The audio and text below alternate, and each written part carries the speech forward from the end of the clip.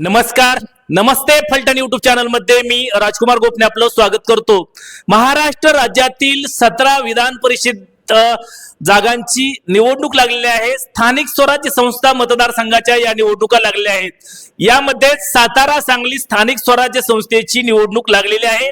प्रामुख्याने गतवेळी अतिशय चुरशीने झालेल्या या सातारा सांगली स्थानिक स्वराज्य संस्थेच्या निवडीकडे संपूर्ण राज्याचे लक्ष लागून राहणार आहे। कारण 6 वर्षापूर्वी अतिशय अटीतटीची लढत होऊन अल्पमतात असलेल्या काँग्रेसच्या मोहनराव कदम यांनी त्यावेळेस राष्ट्रवादीचे असलेले शेखर गोरे यांच्यावरती विजय मिळवला होता।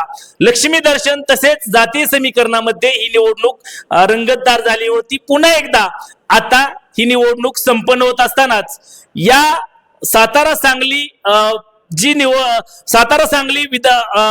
स्थानिक स्वराज्य संस्था मतदारसंघामधून ही जागा प्रामुख्याने आता महायुती विरुद्ध महाविकास आघाडी असा सामना होणार का याबाबतच्या चर्चा रंगू लागलेल्या आहेत। एकीकडे महायुतीतील 3ही पक्षाने राज्यातील 17 जागांचे वाटप ठरवले आहे। यामध्ये 12 जागा भारतीय जनता पक्ष, त्याचबरोबर 3 जागा शिवसेना आणि 2 जागा या राष्ट्रवादी काँग्रेस यांना द्यायचं ठरलेलं आहे। एकंदरीतच हे सर्व होत असताना सातारा सांगली स्थानिक स्वराज्य संस्थेच्या निवडणुकीमध्ये मोठी रंगत येणार का? कारण गत महिन्याभरापूर्वी सातारा जिल्हा परिषदेच्या अध्यक्षपदाची निवडणूक झाली होती आणि यामध्ये प्रामुख्याने महायुतीमधीलच 3 पक्षांमध्ये जोरदार धुमचक्री झाली होती। यामध्ये भारतीय जनता पक्ष विरोधात शिवसेना आणि राष्ट्रवादी या दोघांनी एकत्र ज्यांनी निवडणूक लढवली होती यांच्यामध्ये चांगलेच घमासान झाले होते आणि झेडपीच्या अध्यक्षपदावरून जोरदार खेचाखेची झाली होती। आता या रागाचा वचपा शिवसेना आणि राष्ट्रवादी यांच्या विरोधात भारतीय जनता पक्षाच्या विरोधात काढणार का याबाबतच्या चर्चा आता रंगू लागल्या आहेत। एकीकडे सातारा सांगलीची स्थानिक स्वराज्य संस्थेची जागा भारतीय जनता पक्षाच्या कोट्याकडे जात असतानाच आता उमेदवार कोण होणार आणि या उमेदवारीवरून शिवसेना आणि राष्ट्रवादीला हा उमेदवार चालणार का याबाबतच्या चर्चाही आता रंगू लागलेल्या आहेत।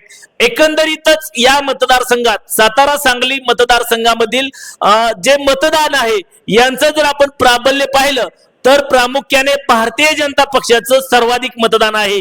यामध्ये 232 मतदान हे भारतीय जनता पक्षाच्या सदस्यांचे आहे, त्यांचे मतदान आहे। त्या खालोखाल शिवसेना शिंदे गटाचे मतदान हे 60 आहे।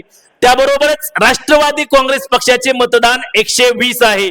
याबरोबरच काँग्रेसचे मतदान 53 आहे।